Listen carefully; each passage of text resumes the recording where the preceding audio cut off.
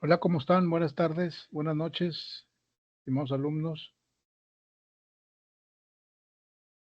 Espero que estén muy bien. Voy a tratar de que veamos dos clases el día de hoy. Ya tenemos para la próxima semana el examen parcial. No se preocupen, vamos a tener un repaso del examen parcial la próxima semana, el lunes, propiamente de las preguntas. Obviamente el examen es de 30 preguntas y nosotros vamos a estudiar como 60 o 70. ¿Ok?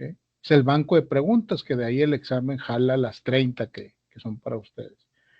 Y es de una forma, las jala de manera aleatoria. ¿Sí? Entonces, cada uno que acceda al examen, pues le va a salir diferente, ¿no? Pero estamos hablando de las mismas preguntas, entonces lo que yo hago es que leemos todas las preguntas, las contestamos juntos. Yo creo que es el mejor repaso que puede haber, ¿sí?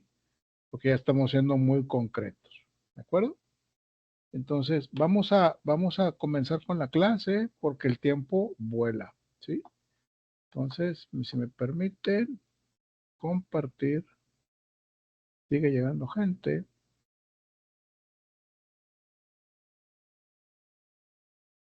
Creo que a ustedes ya les revisé, digo, salvo que falte alguno que otro, pero ya prácticamente revisé todo lo pendiente con ustedes. Sí me faltan algunas cositas, pero ya es lo menos.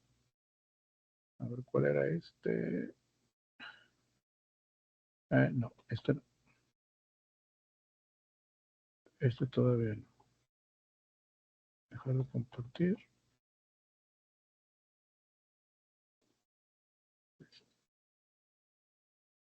Muy bien.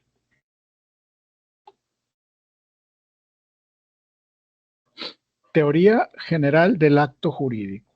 En el curso, en la sesión pasada, acariciamos este tema de acto jurídico y hecho jurídico, ¿sí? Ahorita lo vamos a ver un poquito con más detalle porque hay diferencias y son situaciones que hacemos todos los días, ¿sí?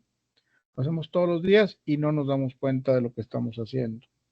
Entonces, pues para entender el peso o la responsabilidad que conlleva hacer actos jurídicos o hechos jurídicos.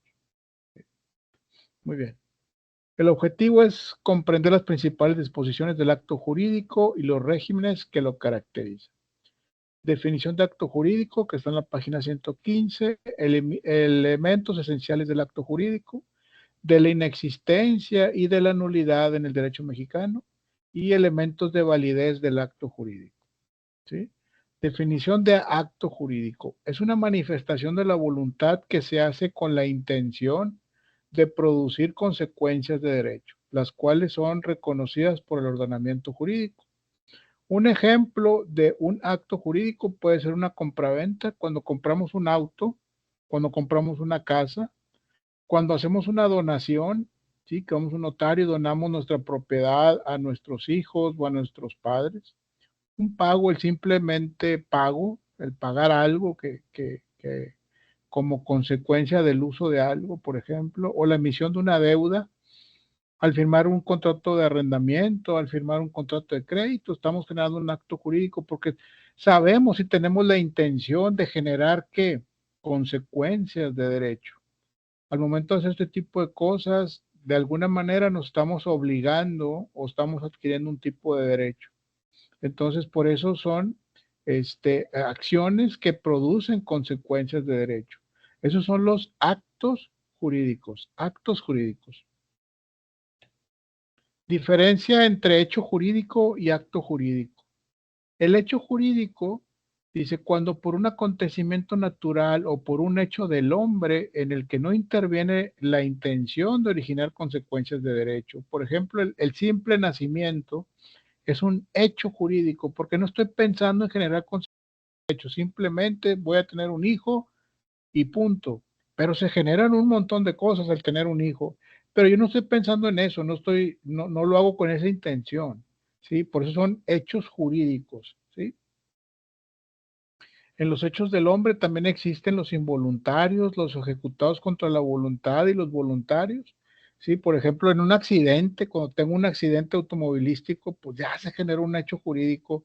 Yo no tuve ese accidente con la intención de generar una consecuencia de derecho, sin embargo, se van a generar. ¿Sí? A diferencia del acto jurídico, que es lo que veíamos hace un momento, dice hechos voluntarios ejecutados con la intención de realizar o de generar consecuencias de derecho, y por esto lo define como una manifestación de la voluntad. Está de manifiesto mi voluntad que se hace con la intención de originarlas, ¿sí? Vamos bien rápido a ver un video de hechos jurídicos, de hechos jurídicos.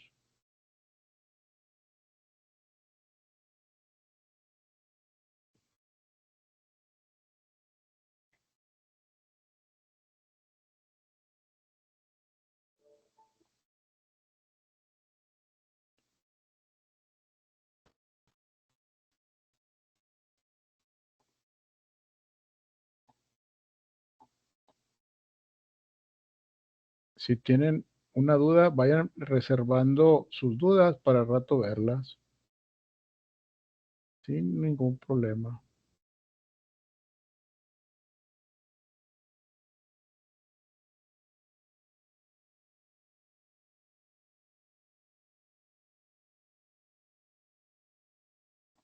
Ok. Vamos a pensar con el video.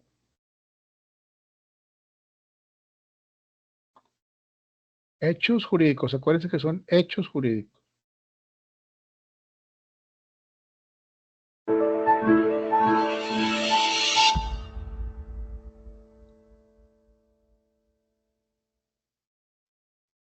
Hola, soy José Miguel. El día de hoy hablaremos acerca del siguiente tema, hechos jurídicos. Los hechos jurídicos son todos aquellos actos, acontecimientos o acciones que producen consecuencias legales, es decir, consecuencias jurídicas. Para su estudio, los hechos jurídicos se subdividen en dos tipos, hechos jurídicos en sentido estricto y actos jurídicos. Los hechos jurídicos en sentido estricto son aquellos actos o acontecimientos en los que no interviene la voluntad del hombre de manera deliberada para producir consecuencias legales. Estos hechos jurídicos en sentido estricto a su vez se subdividen en dos. Hechos de la naturaleza y hechos del hombre. Por ejemplo, un hecho de la naturaleza sería el nacimiento o la muerte. Por el simple hecho de que nazca una persona, se producen consecuencias jurídicas. En este ejemplo, la persona que nació no tenía la intención deliberada de que se produjeran esas consecuencias legales, pero por el simple hecho de haberse producido ese acontecimiento de la naturaleza, se produjeron las consecuencias jurídicas. Un ejemplo de un hecho jurídico en sentido estricto en su variante de hecho del hombre sería un delito.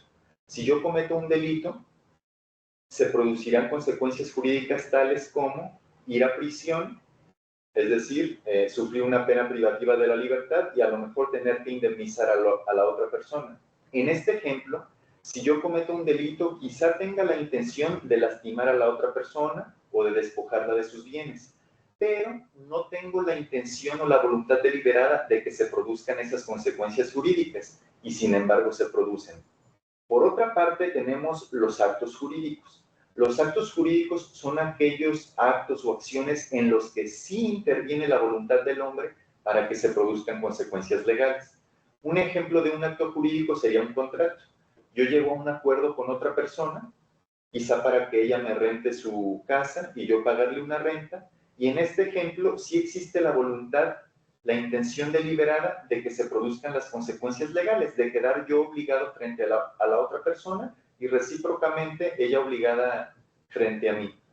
En conclusión, los hechos jurídicos se dividen en hechos jurídicos en sentido estricto y actos jurídicos. En los hechos jurídicos en sentido estricto no existe la intención deliberada de que se produzcan consecuencias jurídicas, y por otra parte, en los actos jurídicos sí existe la intención, la voluntad deliberada de que se generen consecuencias legales. Nos vemos en el siguiente video.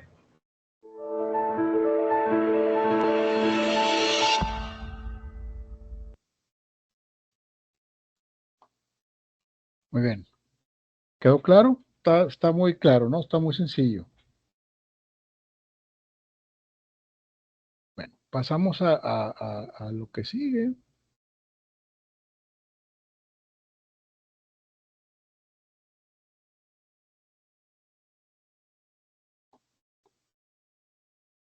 Es que hay gente que quiere entrar.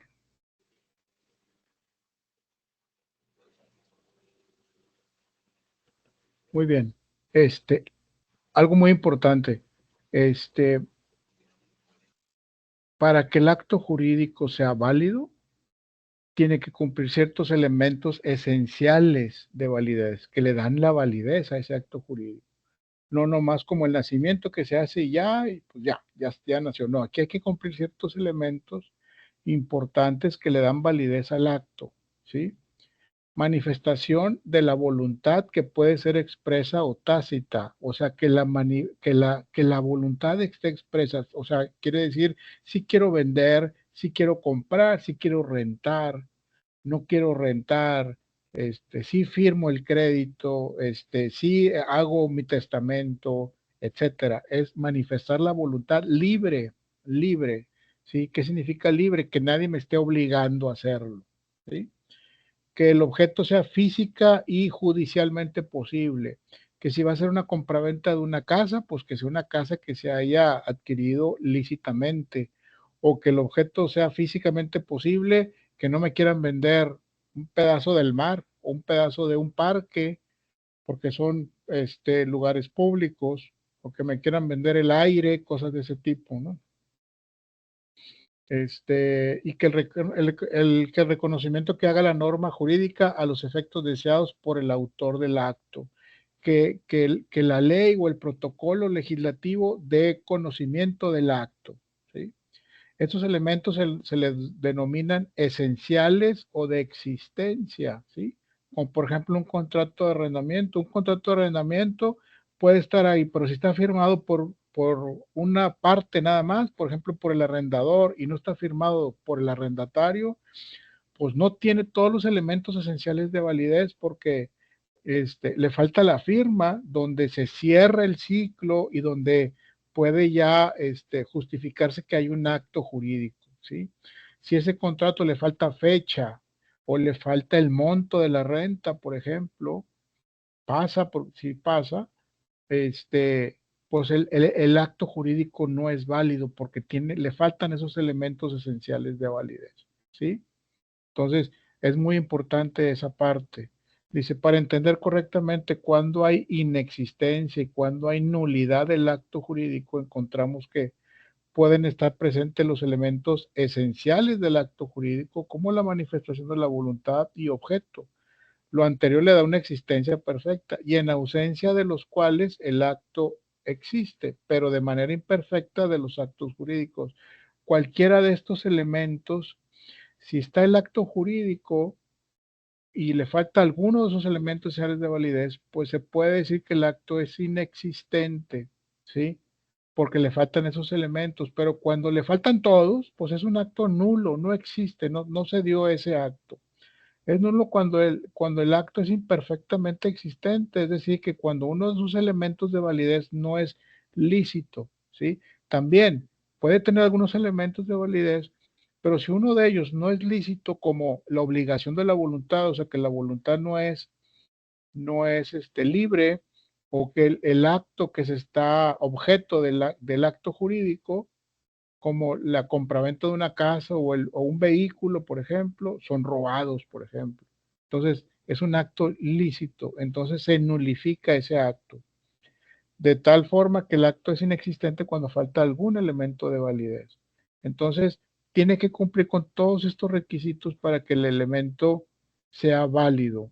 En alguna ocasión nos tocó en el despacho que estábamos viendo una escrituración, un inicio de una escrituración que finalmente lo que pasó es que ese proceso de escrituración era por un terreno, un rancho, se llevó con un notario, pero el notario murió. Entonces ya no le siguió al procedimiento, al proceso y se quedó así. Y los dueños del terreno ya tampoco le siguieron. finalmente pues ya estaban ahí, ya estaban en el terreno y lo estaban disfrutando, pues era de ellos, ¿no? Y sí, efectivamente pagaron lo que se marcó como venta, recibió la persona, estaba firmado, pero la hoja donde estaba firmado no tenía fecha y no tenía monto. ¿Sí? Entonces es un acto imperfecto y casi que inexistente. Se presume que el acto se dio porque están las firmas, ¿sí? Pero le faltan los elementos esenciales. Entonces se tuvo que hacer un procedimiento para validar ese documento. ¿Sí? Caso real, eso que le estoy diciendo. Muy bien, elementos de validez de los actos jurídicos, que el acto tenga un fin, motivo, objeto y condición lícitos, que ya lo vimos, que la voluntad se exteriorice de acuerdo con las formas legales, que la voluntad se exprese sin vicio alguno y que la voluntad se otorga por persona capaz, ¿sí? Este, una persona capaz, pues que sea mayor de edad, que esté en pleno uso de sus facultades mentales, que no haya sido obligado, ¿sí? Que tenga esa capacidad de ejercicio, de ejercer sus derechos. ¿Sí? Vamos a otro video, pero ahora es de actos jurídicos. El primero que vimos es de hechos jurídicos y este es de actos jurídicos. De hecho, son dos videos. Que tomen nota.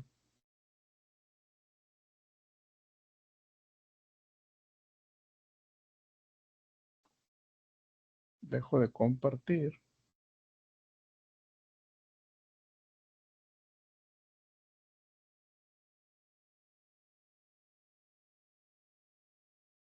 Es el mismo abogado, José Miguel. Vamos a ver, bien rápido, compartir.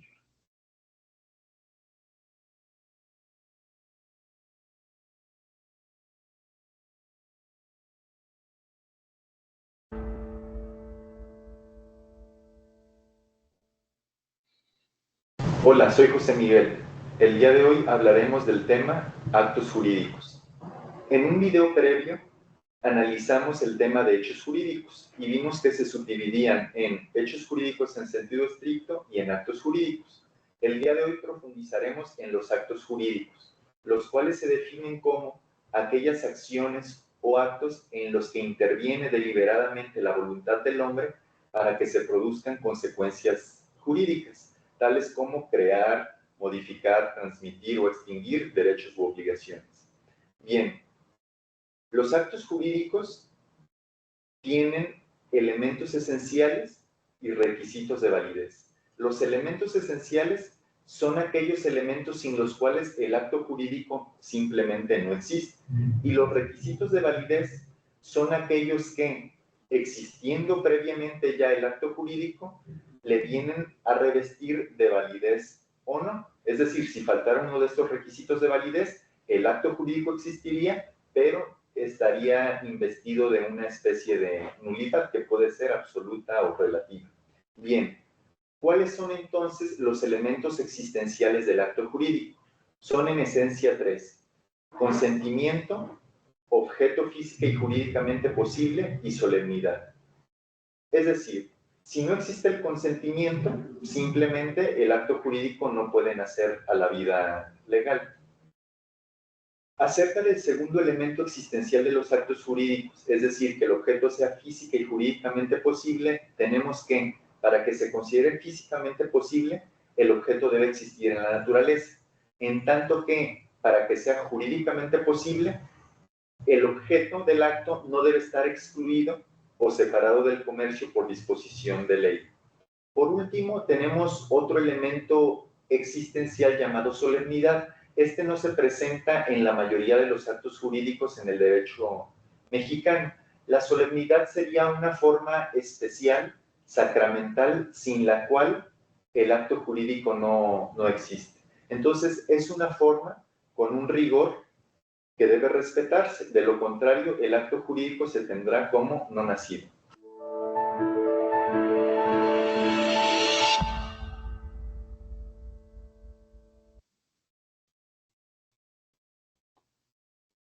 ¿De acuerdo? Bien rápido, vamos a ver otro, porque esa es una primera parte de este video.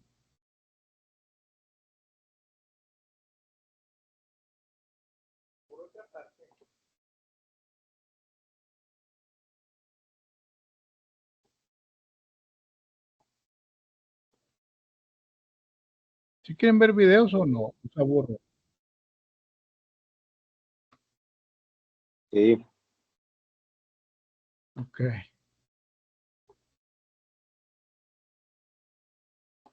Muy bien. Esa es la segunda parte, el que vimos ahorita. Tenemos los requisitos de validez. Una vez que el acto jurídico ya nació a la vida y ya existe, hay que verificar que contemos con estos requisitos para que el acto tenga plena validez. Los requisitos de validez serían capacidad, ausencia de vicios del consentimiento, formalidad y licitud. En cuanto a la capacidad, debemos de tener en cuenta que la persona que realiza el acto jurídico debe de tener capacidad de ejercicio, es decir, la aptitud para ejercer sus derechos por ella misma o de cumplir las obligaciones por ella misma. Debe ser una persona mayor de edad, o bien, si se tratase de un menor de edad, bueno, este debe estar debidamente representado, ya sea por sus padres que ejercen la patria potestad sobre él o por algún representante legal válidamente designado. En cuanto a la ausencia de vicios del consentimiento, debemos tener presente que la voluntad que hayamos manifestado para celebrar el acto no se encuentre contaminada por error, dolo, mala fe, violencia o lesión.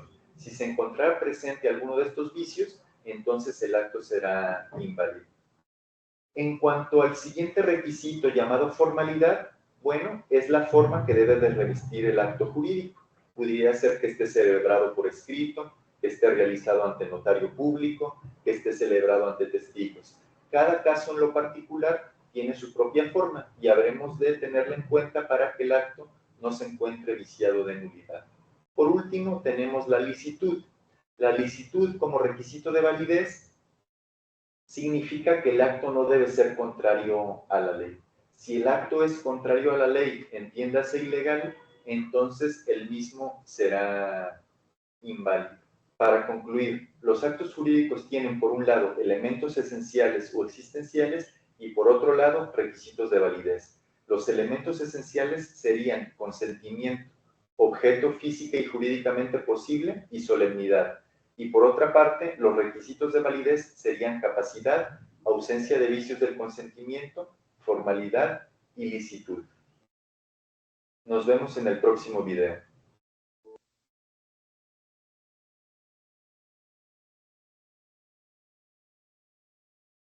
Muy bien. ¿Qué opinan? ¿Alguna pregunta, alguna duda? ¿Estamos correctos? Muy bien. Ah, bueno, aquí tengo una mano levantada. A ver, déjenme ver. Es Dinora. Adelante, Dinora. Hola, buenas noches, Lick. No, bueno, mira, Buenas noches. únicamente acabo de ingresar a la síncrona. La Ok. situación es que en nuestra aula la F no estaba. Nos hicieron el favor de Ok. pasarnos la liga. Pues tal vez va a haber Ok. algunos que todavía en espera. Ah, bueno, no hay Gra- problema. Yo aquí dejo pasar a todos. La puerta está abierta. Gracias. Sean todos bienvenidos. A No ver, puedo. es Marlene o quién. A ver, tengo otra aquí, otra. Dinora. Sí, Ah, o Marlene. Ah, Marlene, adelante, Marlene. Sí. buenas noches, maestro. Buenas noches.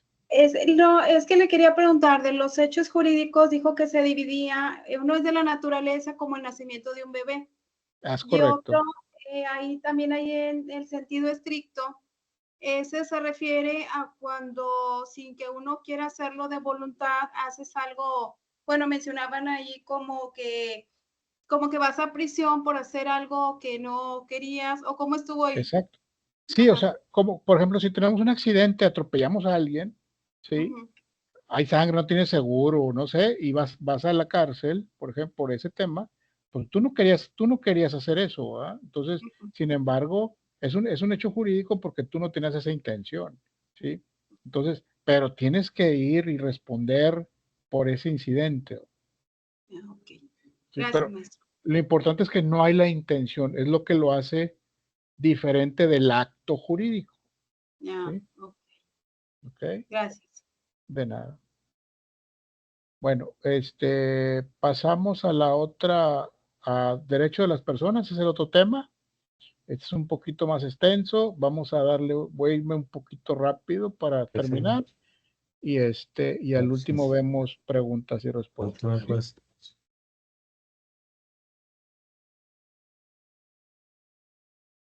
Voy a cerrarla aquí.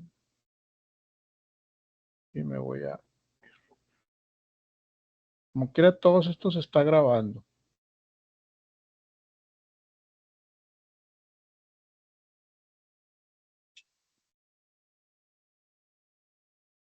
Derecho de las personas, que es el siguiente tema, y el último del primer ciclo del curso. Después pasamos la siguiente semana, como les decía, para los que no estaban cuando lo mencioné, el examen parcial, que es la próxima semana.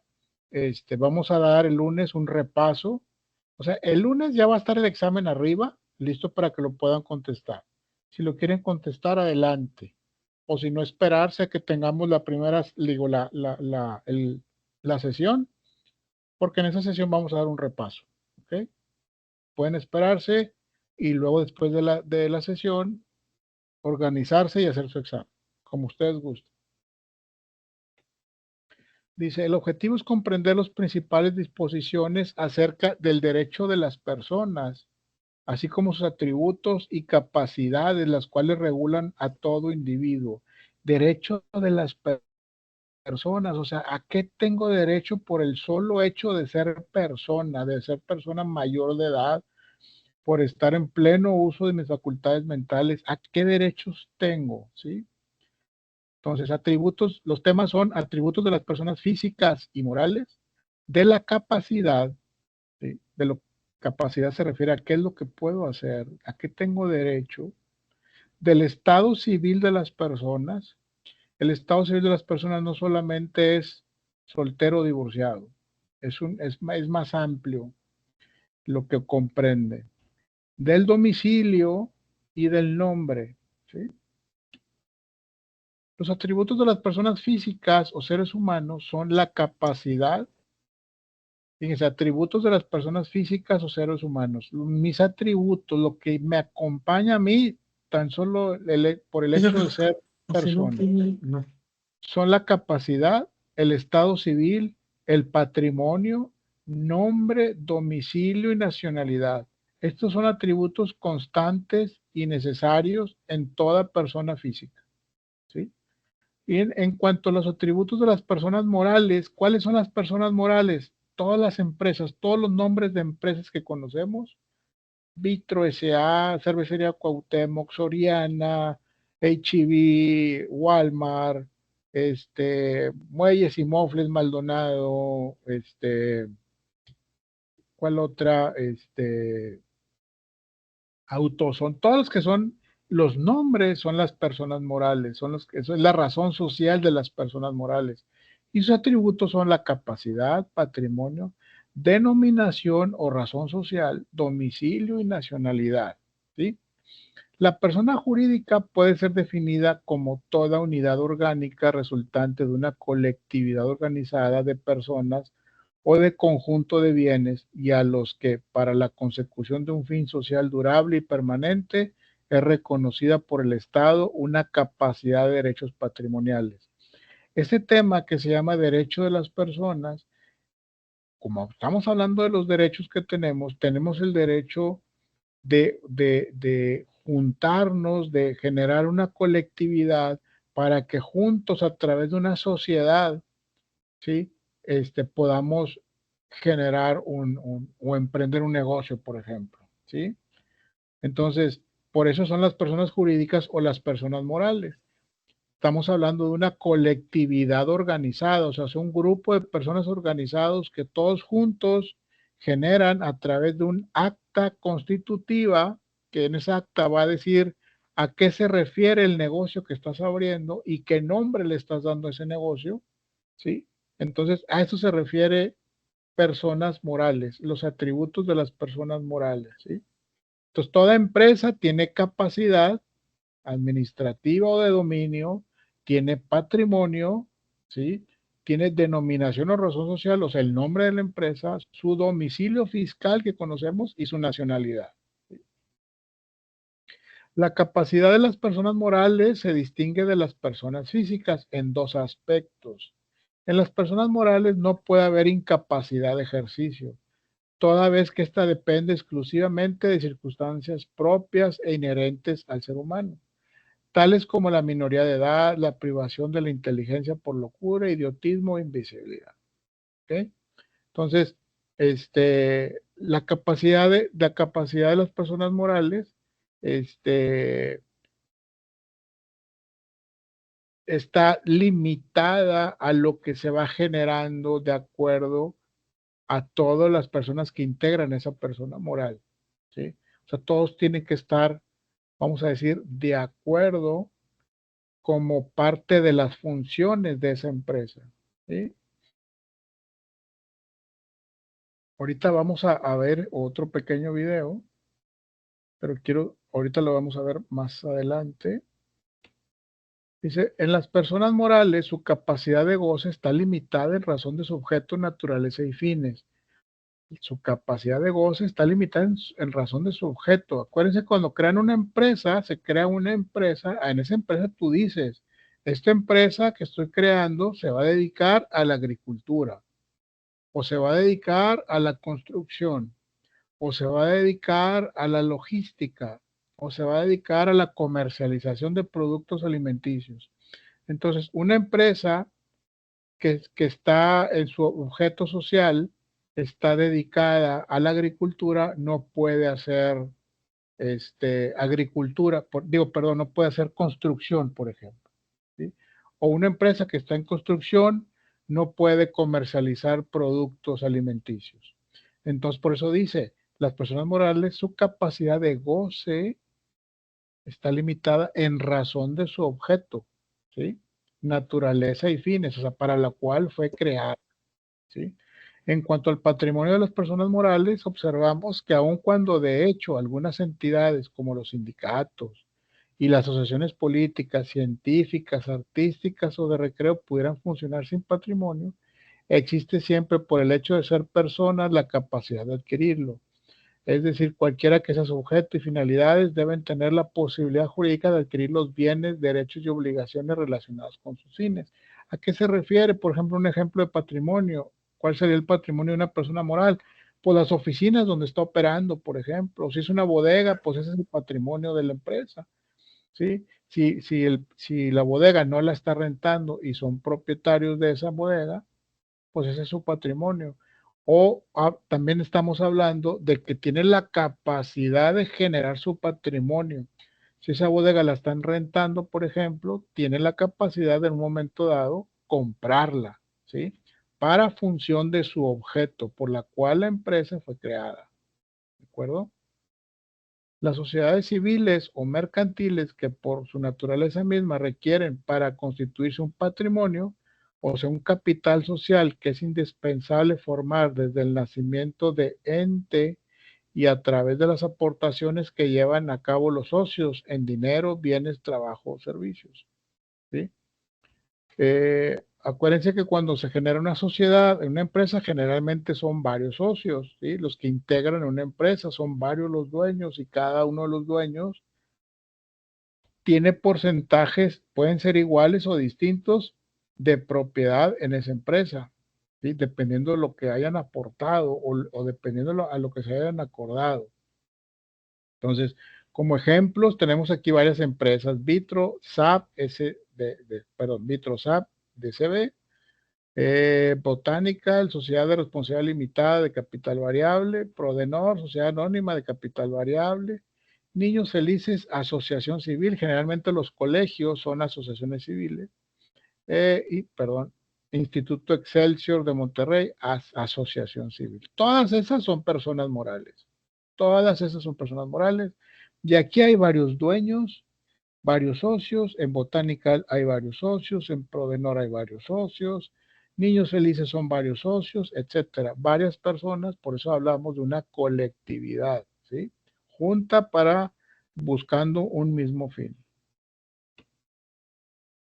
La capacidad de hacer o de no hacer, vamos a verla aquí, la capacidad es el atributo más importante de las personas. La capacidad es el atributo más importante de las personas. La capacidad es que yo puedo hacer, yo puedo comprar, yo puedo vender, yo puedo correr, yo puedo decidir no ir, no puedo decidir no comprar. Esa es mi capacidad más importante. Ya por el hecho de ser persona, viene conmigo siempre, ¿sí?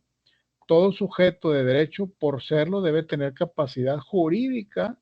Esta puede ser total o parcial. Es la capacidad de goce, el atributo esencial e imprescindible de toda persona, ya que la capacidad de ejercicio que se refiere a las personas físicas puede faltar en ellas y sin embargo existir la personalidad, ¿sí?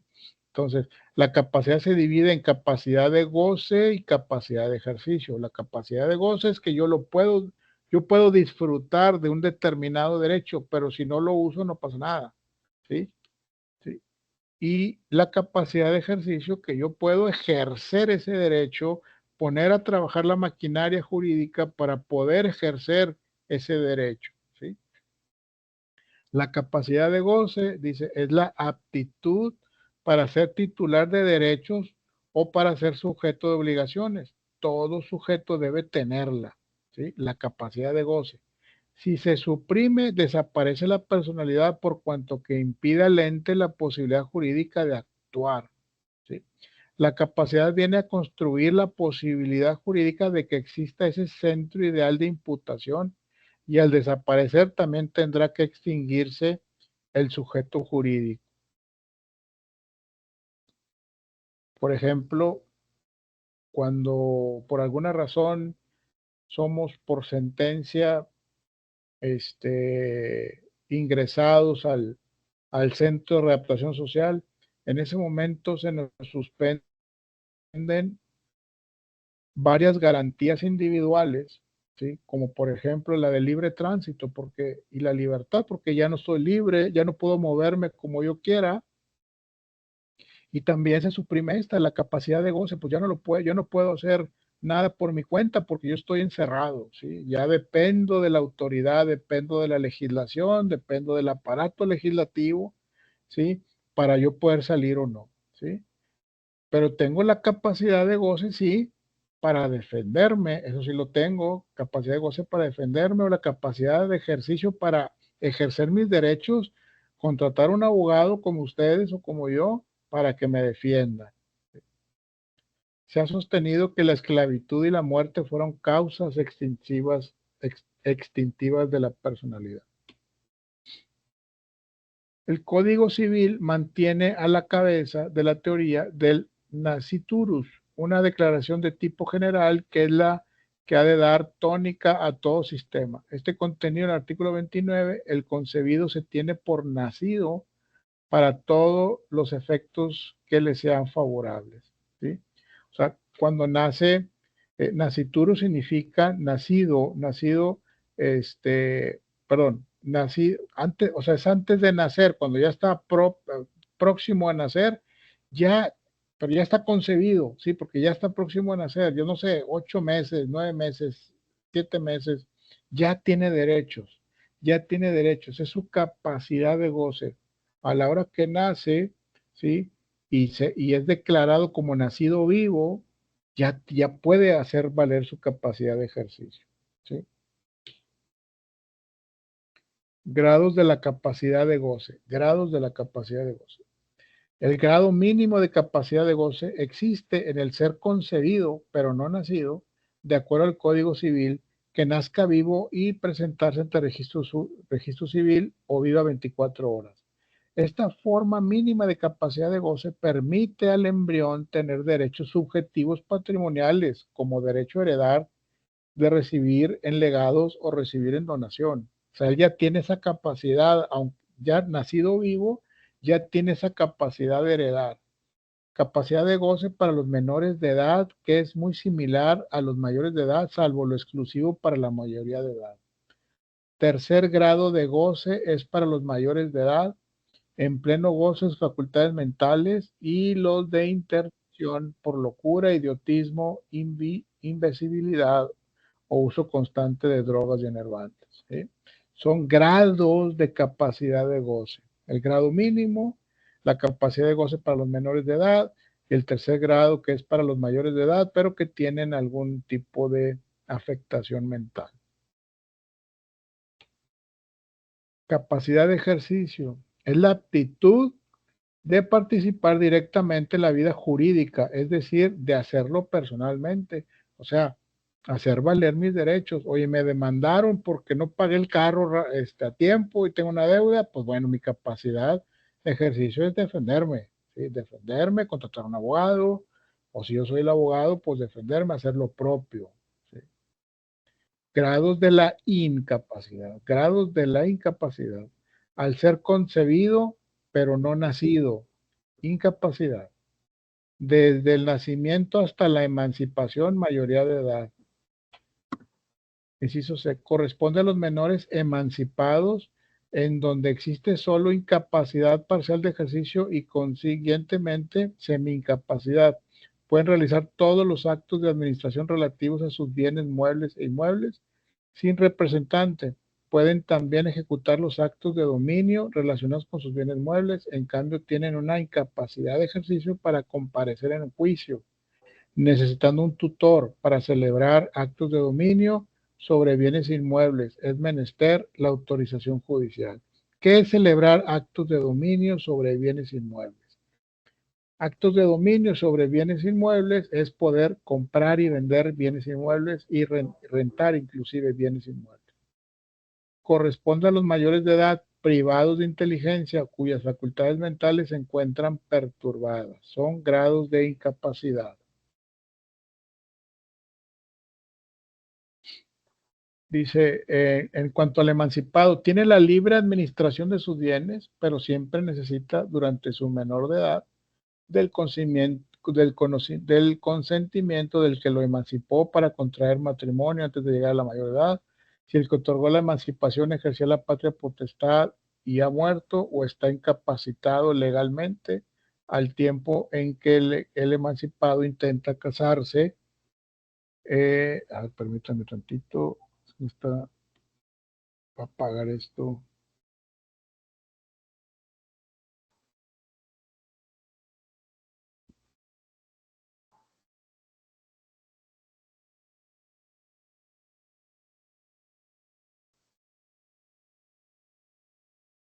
Ok, perdón. Si el que otorgó la emancipación ejercía la patria potestad y ha muerto o está incapacitado legalmente al tiempo en que el emancipado intenta casarse, necesita el consentimiento del ascendiente a quien corresponda darlo y en su defecto el del juez. De la autorización judicial para la enajenación, gravamen, hipoteca, bienes raíces, de un tutor para los negocios judiciales. ¿Saben lo que es un emancipado? Un emancipado es alguien que llega casi a su mayoría de edad y empieza a ejercer sus derechos, ¿sí? Y generalmente el emancipado se le llama el que no tiene papás, ¿sí? Que está con un tutor. Entonces llega a esa edad y dice, yo ya puedo solo. Pues no puede solo, tiene que estar acompañado de un representante. Capacidad para actos de dominio y para actos de administración. La capacidad para celebrar actos de dominio supone la propiedad, la autorización legal o la del propietario para realizarlos. Es decir, estos actos de dominio pueden celebrarse primero por el propietario, segundo por aquel que sin ser propietario tiene autorización de la ley para realizarlos. Será el caso de los que ejerzan la patria potestad y la tutela previa a la autorización judicial. Y tercero, por aquellos que tienen un mandato especial, una representación voluntaria, facultades para celebrarlos. ¿Qué significa esta capacidad de actos de dominio y para actos de administración? Por ejemplo, cuando yo estuve trabajando en una empresa, nosotros teníamos un poder legal que nos generaba la empresa de actos de dominio y de administración. ¿Qué significaba? Que nos daban el poder de decisión, ¿sí? de poder comprar propiedades o venderlas, ¿sí? O de generar contratos de arrendamiento, ¿sí? Entonces, ese poder, ese mandato, lo utilizábamos para eso, y cada vez que hacíamos algo de eso, esa actividad, teníamos que mostrar ese poder, y tendrían que checar siempre que ese poder sea válido y que esté vigente, no que tanto que sea válido, pero que esté vigente, porque esos poderes generalmente tienen un periodo de vigencia. Buenos días, Pati, buenos días.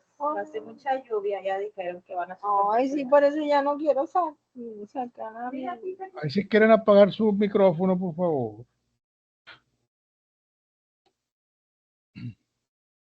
Muy bien. Del estado civil de las personas. No importa, no pasa nada. El estado civil de las personas consiste en la situación jurídica concreta que guarda en relación con la familia. Y es el estado civil de las personas consiste en la situación concreta que guarda en relación con la familia, el estado, o sea, hacia el país o a la nación, ¿sí? Pero en cuanto a la familia, tu estado civil eres hijo, padre, esposa, pariente por consanguinidad, por afinidad o por adopción. Y ante el estado o ante la nación, eres nacional, mexicano o eres extranjero. Nosotros estamos acostumbrados a que estado civil, casado, soltero, y ya. No nada más solamente es eso. Es todo esto, ¿sí? Con relación a la familia y con relación al Estado o a la nación. Estado civil de las personas. Estado y capacidad. Planion y Bonnke dicen que el estado de las personas es el conjunto de las cualidades constitutivas que distinguen al individuo en la sociedad y en la familia. Estas dependen de tres hechos o situaciones que son la nacionalidad, el matrimonio, el parentesco por consanguinidad o por afinidad. ¿Qué te está diciendo? Que dentro de la sociedad, de acuerdo a tu estado civil, si eres casado, soltero, mexicano o extranjero, o qué lugar de parentesco ocupas en una determinada familia, eso te da una identidad en la sociedad, ¿sí? Todas estas características te generan una identidad y un lugar en la sociedad, ¿sí? Por eso dice, constitutivas que distinguen al individuo, esas dependen de tres hechos, situaciones que son la nacionalidad, el matrimonio, el parentesco por consanguinidad o por afinidad, ¿sí? Derechos y características del Estado civil. Con relación al estado de las personas, la ley otorga dos acciones fundamentales: la de reclamación de Estado y la de desconocimiento del mismo. En la primera, o sea, en la reclamación de Estado, se faculta a quien carece de un cierto Estado para exigirlo, si se cree con derecho del mismo. ¿Qué pasa? ¿Qué significa esto de la reclamación de Estado? Porque sí sucede en las comunidades, pues vamos a decir, más pobres, en el sur del país, hay mucho nacimiento que no se registra, por ejemplo. No hay un registro de ese nacimiento y ese muchacho crece y a lo mejor estudia la escuela y etcétera, y llega a ser adulto, y cuando empieza a integrarse a la sociedad en la que empieza a querer trabajar y empieza a querer hacer algo, y se enrola en esta dinámica del Estado, eventualmente pues va a tener problemas porque no tiene acta de nacimiento. Ya al no tener un acta de nacimiento o al no estar registrado, no hay un reconocimiento del Estado de que esa persona existe inclusive, ¿sí? Entonces, por eso hay un procedimiento de estas personas para que se les genere ese reconocimiento de Estado al entregarles acta de nacimiento, CURP, el INE, etcétera, ¿no? Todo eso, porque es un derecho que se tiene.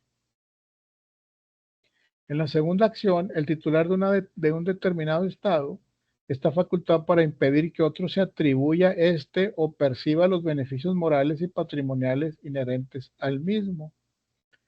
Y la posesión del Estado, dice, la posesión es un estado de hecho que revela un poder físico del hombre sobre las cosas que produce consecuencias jurídicas. la posición del Estado es que, ¿qué significa la posición del Estado? Que yo tengo acta de nacimiento, que tengo registro civil, que tengo INE, que tengo identificación, que existo, que tengo un nombre, que tengo un domicilio. Esa es mi posesión de Estado. Yo estoy proveído de todo eso y eso me permite eventualmente a defenderme, a pelearme, estoy hablando de legalmente, de comprar, de vender, de rentar, etcétera, ¿no? De sujeto de crédito, todo eso. Efectos del Estado civil de las personas, efectos de las sentencias relativas al Estado civil. La sentencia ejecutoriada consiste la verdad legal, aun cuando en ocasiones no corresponda a la realidad. En cuanto a las fuentes del derecho civil, o sea, todo lo que, ¿cómo puedo decirlo? Todo lo que constituye el derecho civil es derivado de qué? Del parentesco que tenemos en la familia, del matrimonio que genera un montón de reglas y obligaciones, del divorcio que también genera un montón de reglas y obligaciones, derechos y obligaciones, y el concubinato igualmente que genera un montón de derechos y obligaciones, ¿sí? Entonces, todo esto genera lo que hoy conocemos el derecho civil, ¿sí? Por eso existe el derecho civil para darle forma a esto, ¿sí? Parentesco, el matrimonio, el divorcio, el concubinato. Nosotros nos casamos. Mi esposa y yo tenemos ya 20 años de casado, un poco más. Este, y tú te casas y muy feliz te casas y generas una familia, compras casa, compras auto, etcétera, etcétera. Pero no te imaginas todo lo que legalmente se está generando. Todo se está generando y estás generando un expediente, vamos a decirlo, en donde se van juntando. Y cuando te das cuenta de lo importante del matrimonio, cuando te vas a divorciar. Cuando te vas a divorciar, todo importa porque este, te vas a separar. Entonces importa la edad, importa cuánto tiempo estuviste casado, importa cuánto generaste en tu vida matrimonial en cuanto a patrimonio, importa cuántos hijos tienes, qué edades tienen los hijos, ¿sí? Todo eso empieza a importar, pero la ley ya está establecida, la ley ya estableció qué es lo que hay que hacer con la casa, con la esposa, con los hijos, con el patrimonio que se generó, ya está estipulado, ¿sí? Entonces, por eso a veces nos casamos todos los días hay matrimonios nuevos, y a veces no pensamos todo lo que se genera, ¿no? Y cuando entras en el divorcio es cuando te das cuenta de todo esto que les digo, y es cuando empiezas a sentir que te están faltando a tus derechos, ¿sí? Te sientes con derechos de esto y con derechos de esto y con obligaciones de esto, y yo por qué, y tú por qué, yo por qué no, y tú sí, y tú me tienes que dar y yo te doy, y es cuando todo eso empieza a importar. Entonces, cuando volteas a ver la ley, ¿qué dice la ley en ese sentido? ¿Sí? El concubinato lo mismo, vives en concubinato, una pareja que vive en concubinato, no están casados, viven juntos, están todos a todo dar, muy bien, pero cuando se muere uno de ellos, uno de los integrantes del concubinato, cuando se separan, empiezas a reclamar esto, ¿sí? Los derechos que te genera a vivir en concubinato. Entonces, hacemos las cosas, pero ya la ley está provista de lo que va a pasar, porque ha estudiado mucho cómo ha evolucionado la sociedad. Entonces ya está listo el aparato legislativo para atender ese tipo de cosas. Ojalá no ocurriera nunca, pero si ocurren, pues ahí está, ¿sí? Derechos del Estado civil. El Estado civil de las personas origina, bueno, no se olviden que esto son fuentes del derecho civil. Fuentes del derecho civil. Acuérdense que hablamos al principio del curso que fuentes del derecho en general era la ley, la costumbre, la jurisprudencia, ¿sí? La doctrina. Fuentes del derecho en general. Pero fuentes del derecho civil es todo. Esto engloba toda nuestra vida. Desde que nacemos hasta que nos morimos. Todo eso genera o es fuente del derecho civil. El estado civil de las personas origina determinados derechos subjetivos, unos patrimoniales y otros no valorizables en dinero. Tales son los derechos de heredar en sucesión legítima, de exigir alimentos y de llevar el apellido de los progenitores. En cuanto a la mujer casada, no obstante que la ley no lo indica, es costumbre que lleve el apellido de su esposo, pero después del propio.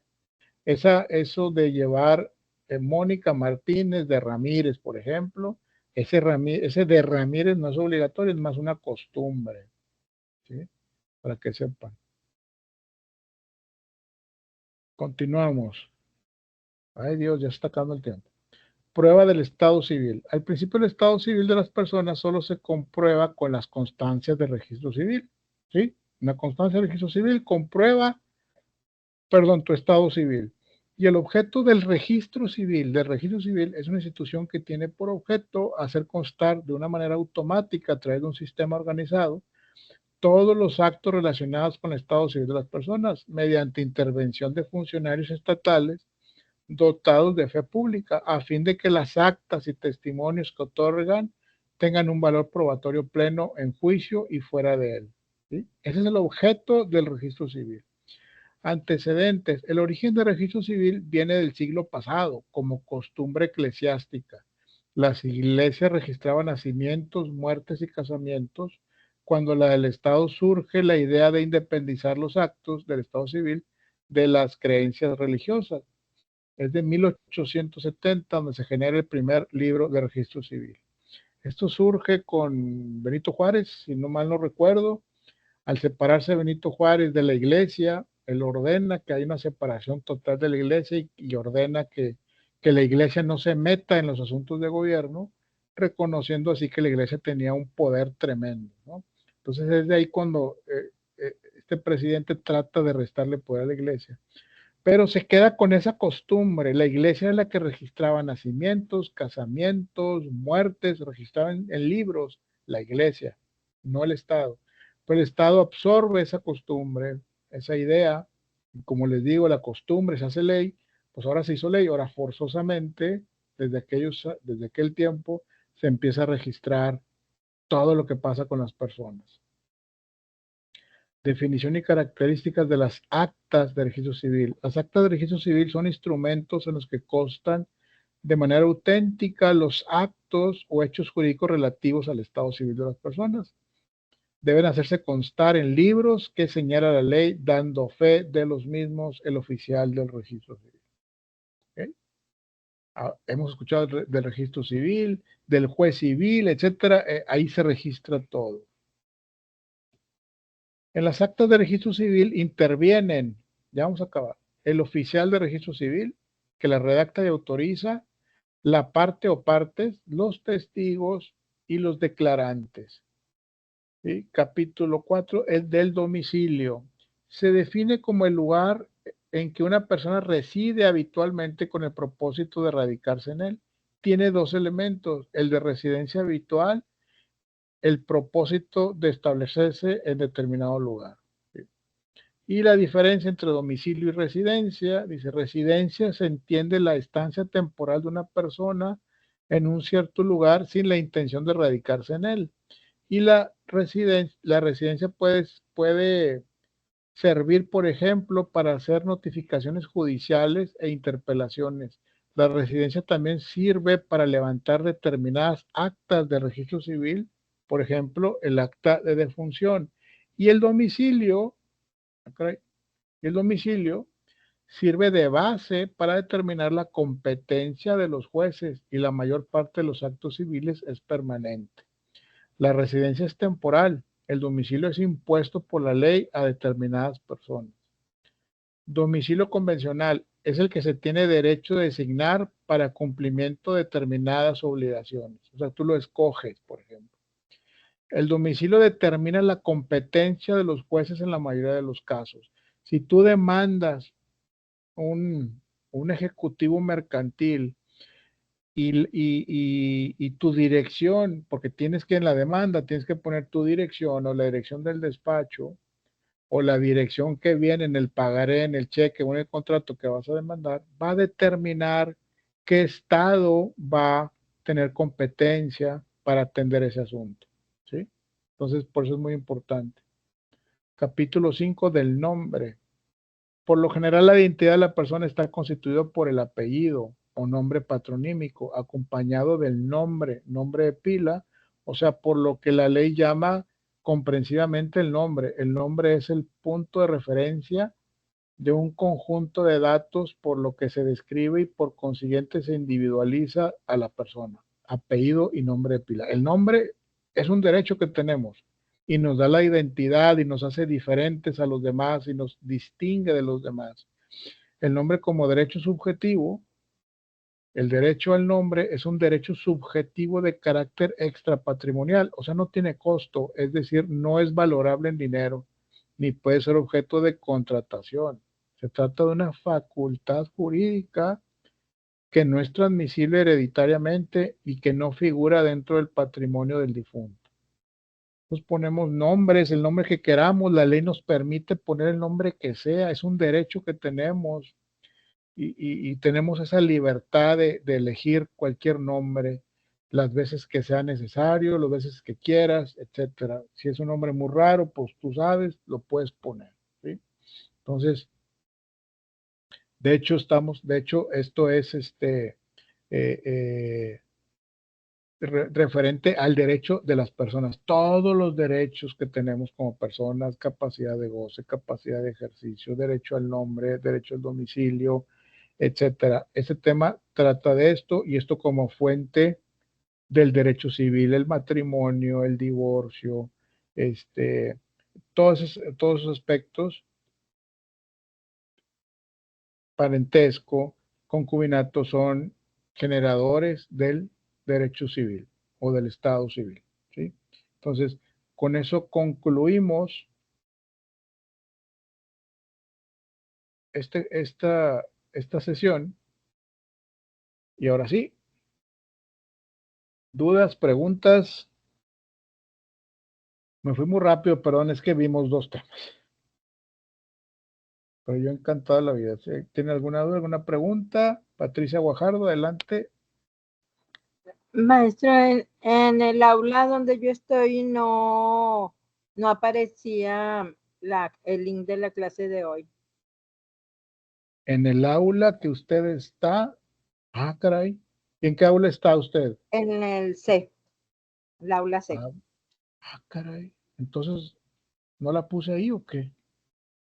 No A ver, sé. déjeme No checar. la pasé. Ah, Digo, pudo haberse me olvidado en algo, me puedo haber equivocado. A ver.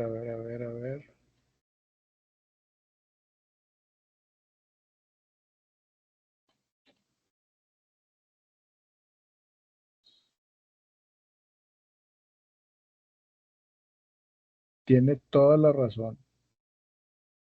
Olvidé ponerla, fíjese. Por eso entramos tarde y por eso no entraron muchos tampoco. Sí, que pensaron que no había clase o algo. Sí, estábamos poniendo el de la semana anterior a ver si acaso, pero no. No, una disculpa, una gran disculpa. Se me pasó ponerlo. No es que no los haya querido invitar, ni mucho menos, se me olvidó poner la liga y todo. Ah, Sí. Por razón se me hizo así como que poquitos, pero bueno, una disculpa y como quiera, pues la clase está grabada. La voy a subir ahorita ahí. sí, voy a ver lo que me faltó. Sí, y ahí me disculpa con sus compañeros. Fue error mío. Sí, maestro, gracias. Les decía que a los que entraron después, que el próximo lunes vamos a tener un repaso para el examen parcial. ¿Okay? Un repaso de como 60 preguntas, 70, no recuerdo, Ok. que integran el examen de 30 preguntas, el examen parcial. Sí, maestro, gracias. Al contrario, si no hay otro comentario, terminamos aquí y nos vemos el próximo lunes a la misma hora, a las 8 de la noche. Y ahora sí voy a poner la liga. En Sí, todos. muchas gracias. Que pase buenas Gracias. noches. Hasta Gracias a Buenas noches ustedes. a todos. Gracias, buenas noches. Gracias, que pasen buenas noches. Gracias a todos. Buenas noches. Hasta luego. Buenas noches. Buenas noches.